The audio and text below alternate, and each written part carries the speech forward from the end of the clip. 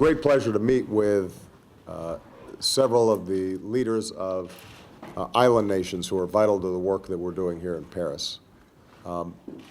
Their populations are among the most vulnerable to the ravages of climate change.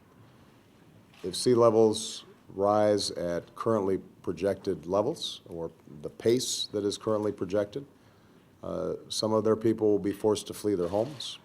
Some of their nations could disappear entirely.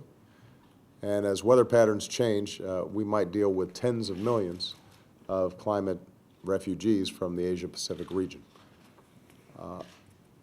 As I mentioned to my friends around the table, I'm an island boy.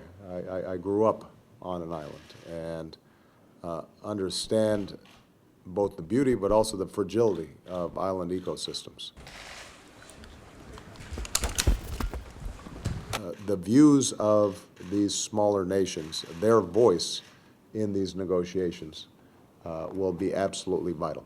And one of the things that we've heard, the consensus between the United States and these small island nations, is that we have to have an ambitious agreement. That although the targets themselves may not have the force of treaties, the process, the procedures that ensure transparency and periodic reviews, that needs to be legally binding, and that's going to be critical in us having high ambitions and holding each other accountable for those ambitions. That the climate financing has to reflect the unique needs of the most vulnerable countries in how it operates, and that those pledges have to be real.